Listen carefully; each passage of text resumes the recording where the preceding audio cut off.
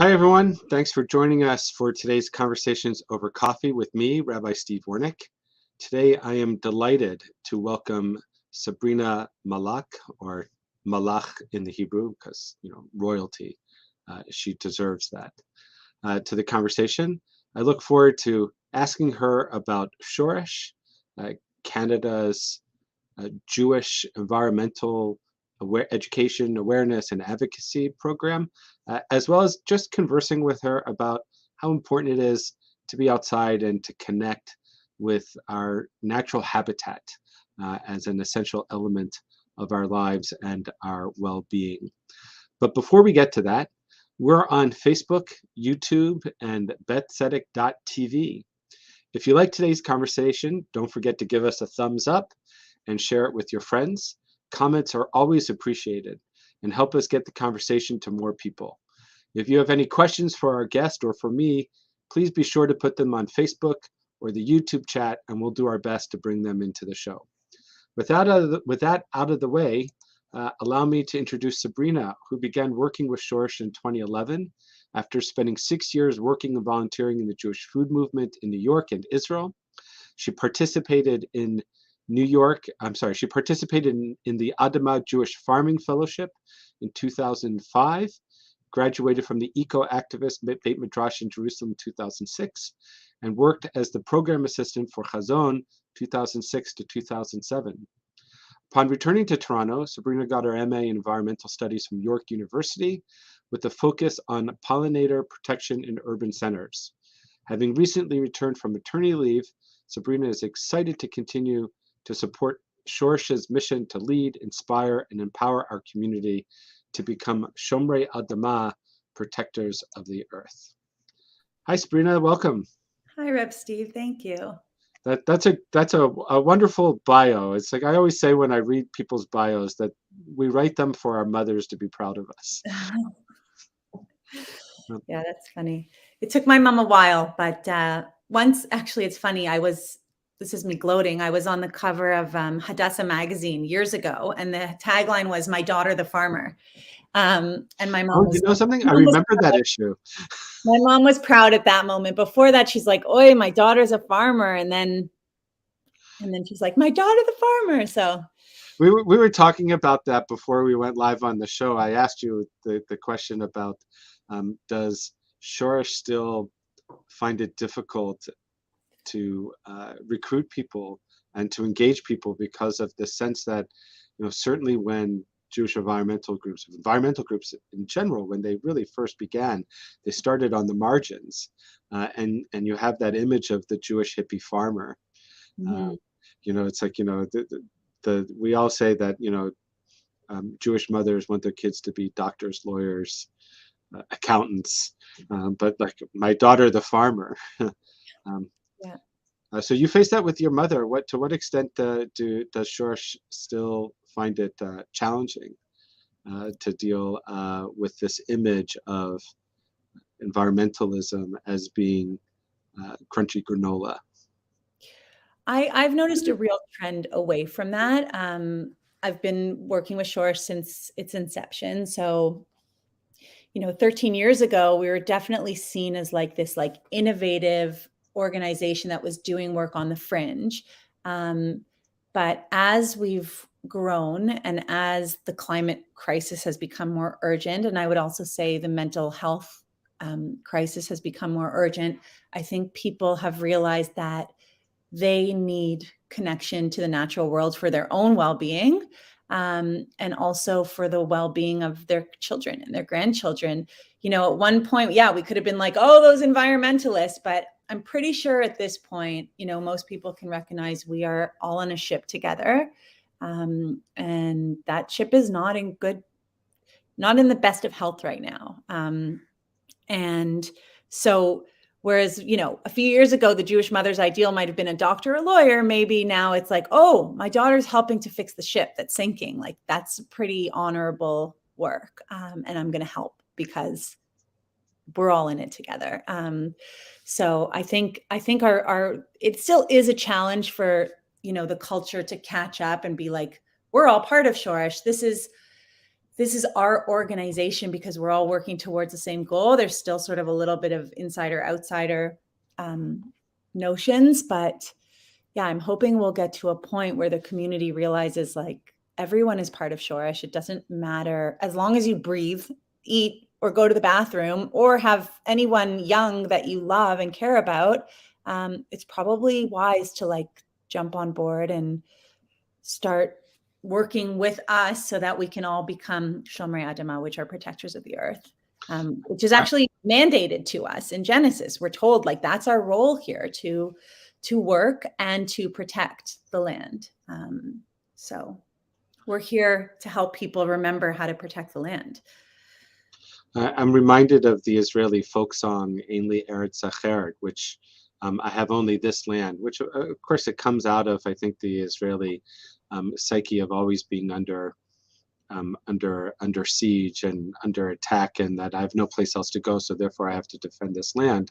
But we can certainly take that notion of Ein li eretz acheret and expand it to we don't have another world to live in. If we so damage this planet that it becomes inhabitable, as much as I like to think of the science fiction of colonizing the moon or Mars, even if that were possible, it's not going to solve the problem. That's not going to solve the problem of taking care of our Earth, because ein lanu eretz acher. We have no place else to live. This is where we have to live. How has Shoresh's approach to the environmental crisis changed over the years?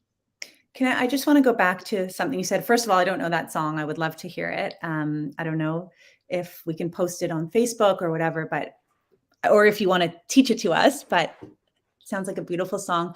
But I did want to comment on one thing you said is it says in the Torah, like if we destroy the world, there's going to be nobody to fix it after. And maybe we can go to the moon and maybe we can go to another planet. But to me, it's like the ultimate, they say in Israel, like a shanda. It's like the ultimate act of shame to destroy this beautiful place that is our home. And yeah, I think it's just like upon us to not think like, oh, we can just go over there if we ruin this. It's like, no, we have to take care of the place where we're at. So I just wanted to respond to that and also learn that song. Well, we can probably, maybe Yuri, who's working the tech, can look up a YouTube video of Ein li eretz acheret and put it up on our Facebook channels. But for now, how has Shoresh's approach to the environmental crisis changed over the years? So when I started in 2010, we had the great luxury of believing that by changing our food choices, we could really fix the problem we were in.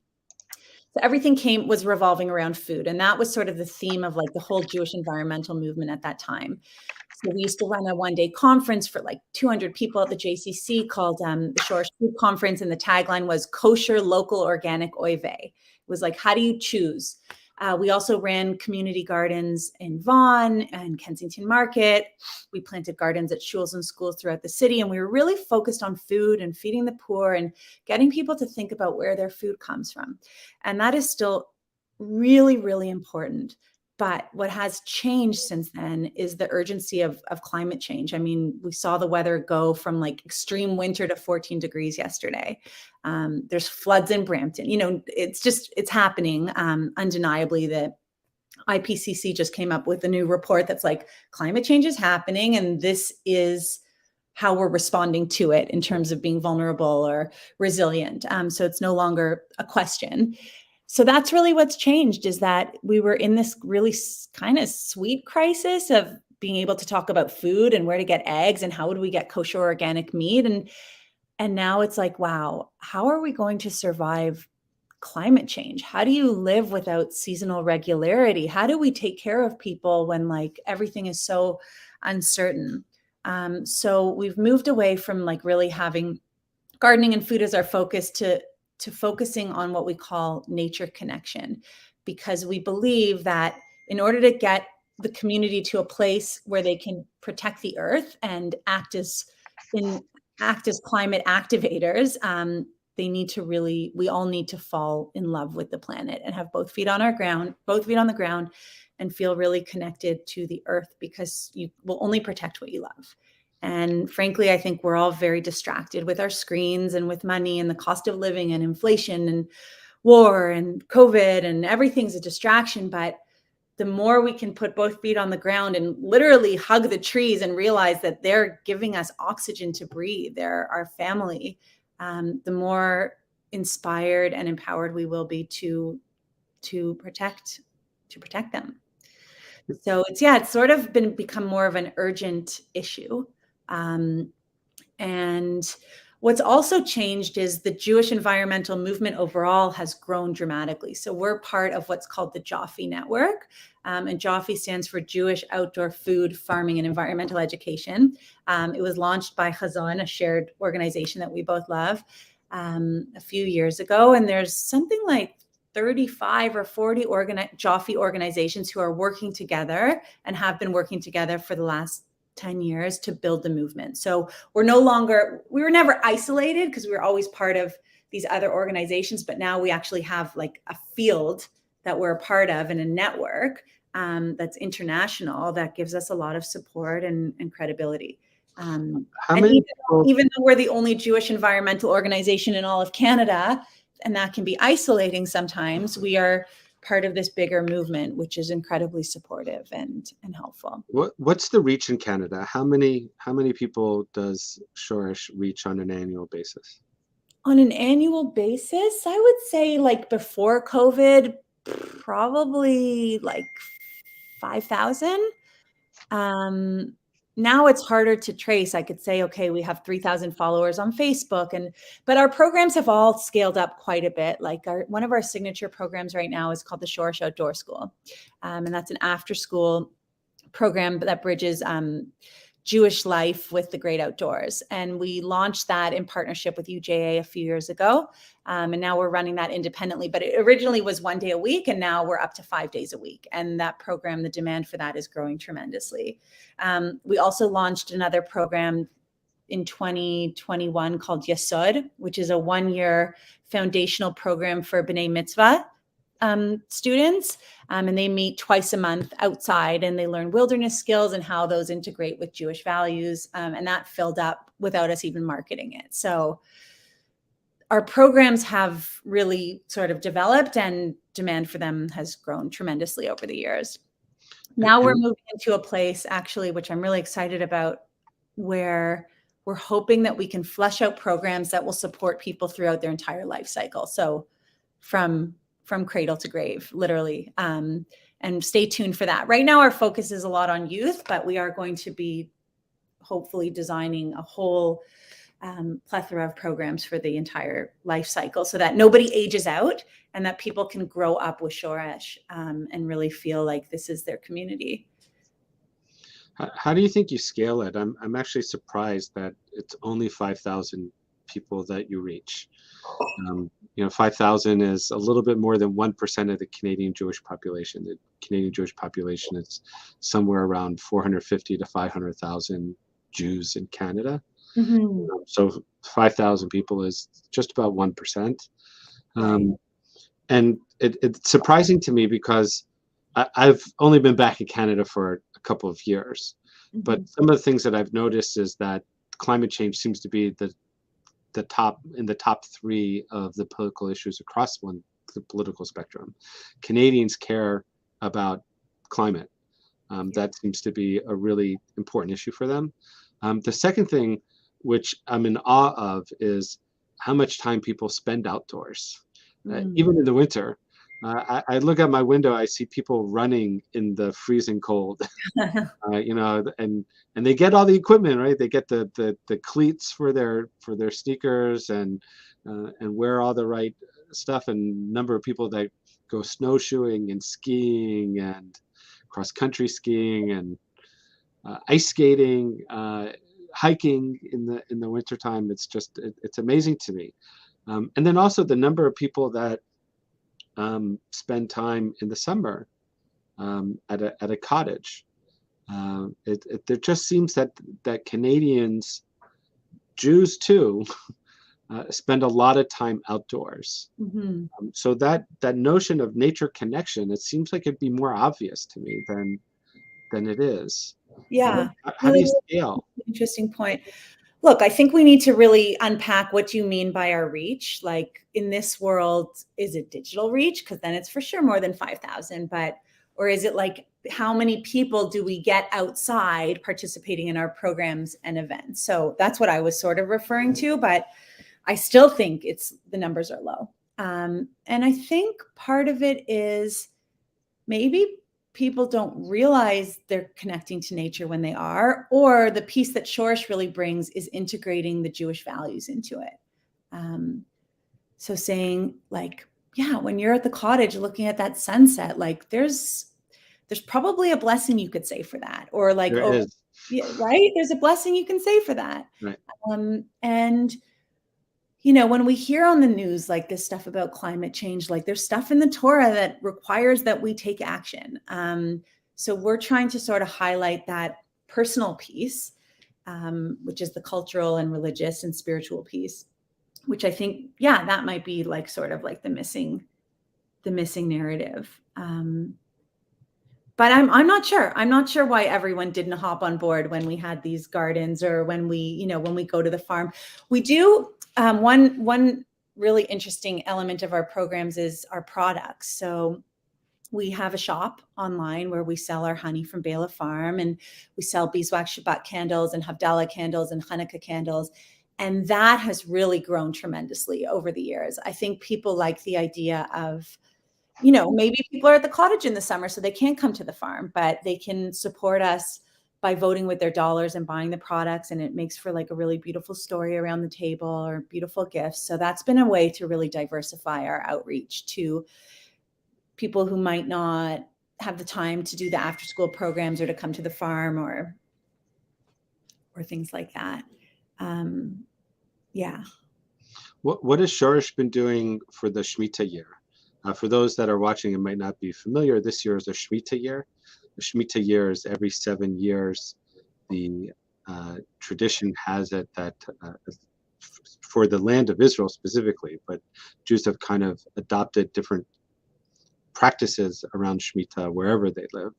But the Shemitah year is every 7 years you let the land lay fallow so that it can rejuvenate its nutrients.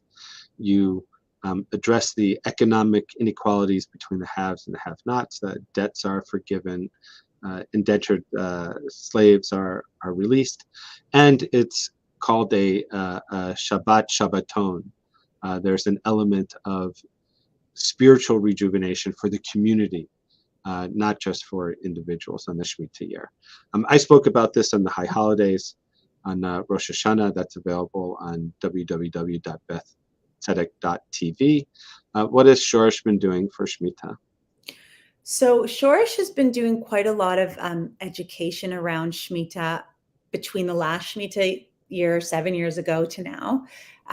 We did a number of tech studies. Our recently retired executive director, Risa Allison Cooper, actually led a series of lectures at Beth Tzedek through Lishma on Shemitah. We collaborated with the JCC and Hazon to do a Shemitah art project. A lot of the laws do apply in Israel. And I have to say the Jewish farming and the whole Jaffe world has been really excited to leverage Shemitah to get us really thinking about respecting the land. So there's been a lot of internal deep discourse around that. I would say personally for Shoresh, we actually ended up releasing a lot of our gardens back to, either transferring them to other organizations, or just like there's been a lot of letting go. There's been a lot of letting go because of COVID, inspired by Shemitah. I would say the biggest thing though is that our executive director and founder took a Shemitah leave, and she left, but she timed it with Shemitah because she wanted to release herself into this time and really deeply understand what Shemitah is through her own lived experience. She's really becoming a scholar in Shemitah and Yovel. And I think that's really given us permission to take a deep breath as an organization. But, she left and timed her leaving with Shemitah. So internally as an organization, that was huge because she was really the nucleus. So we've had to re-find ourselves without her. And also, her journey in Shemitah has been really interesting. How do you surrender to rest in a really busy world that demands that you're always doing things? And I would say one other way that we've integrated Shemitah into our practice is we're really trying to move slow instead of be like, new program, this, that, let's do this, let's do that. We're like, no, let's just deepen the outdoor school. Let's deepen the Yesod B'nai Mitzvah program. Let's not plant more trees at Bela Farm. Let's just nurture the trees that we have. So we've really just taken this time to tend to all the work we've done over the last 13 years instead of feed into this growth mentality that in order to survive as a nonprofit, you have to grow and keep doing new things. We're like, we've done so much and we're just going to take care of what we've done. And it's really tempting to try to do new and grow because the demand is there. But I think Shemitah has really inspired us to be like, slow it down, take a rest, look at the system, what needs to be changed, what doesn't. And it's definitely become a core value of Shoresh and has really inspired how we think and how we act. Every year, we actually have a Shemitah week where we turn off our email and the staff just gather and we think big. And we think big picture. And so it's a big part. It's a big part of our organizational narrative for sure. I find as a religious person, it's easier to think about Shemitah if you have Shabbat in your life too. Yeah. If you already have this practice of every seventh day, unplugging, looking inwards, reflecting, being mindful of rest and of creation. Yeah. When you get to Shemitah, it's not such a hard change because you already have this regular practice of mindfulness of those same concepts. Yeah, and then you can scale it out, but it really is so radical. I mean, let's just ask the audience right now. Imagine thinking that the earth is worthy of rest. Think about how much we demand of the earth every day, day in and day out. Feed me, give me water, heat me, keep me warm, keep me cold, this, that, to at least even contemplate, wow, like Hashem is commanding us to let the earth rest. Like, it's just so radical. We can't even think about what that really means in today's world because everything is based around extracting things from the earth and making the earth constantly work. What does it mean for you, Sabrina? I mean, we were talking before we went live about why both of us really appreciate being outdoors. So what does it mean? What does it mean for you to be outdoors, to connect with nature, to be part of the larger ecosystem in a more mindful way? For me, it's about survival. I find if I'm anxious or down, if I get outside and take a deep breath and am amidst the trees, I feel so much better. I find it very grounding. So personally, it's like medicine. And also doing the work to protect the earth makes me feel like a better parent because I'm doing something for my daughter's future that's really proactive and positive. Sometimes I look at her, I'm like, oh my gosh, what world did I bring you into? I feel so bad and I feel scared. And I feel like, she's 1.5. Like one day she's going to say well, what did you do? What did you do when the earth was burning? And I don't do enough. I mean, I don't want to rack myself with guilt, but I drove her to daycare today. I ate a burger on the weekend. I'm not saying those are terrible things, but I'm saying I'm not perfect and I haven't figured it out, but I want to be able to tell her that I did something to protect the bees, that we planted 11,000 trees, that we worked with people in the community to help them see that love of the earth is a crucial thing to our survival. So that's actually my biggest motivator now is her. And, I went to an interfaith climate gathering years ago in Toronto with Diane Sachs, who's an environmental lawyer in the city, very active in politics. I think she might be running for MPP or something. Anyway, she's very, very active.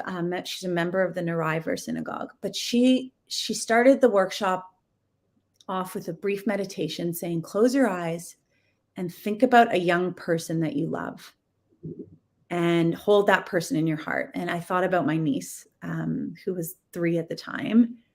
And she tied it all into that. And like, we talk about Lador Vador, like from generation to generation, like wake up, like the future generations are legitimately threatened. We can't deny it anymore. And it's really scary.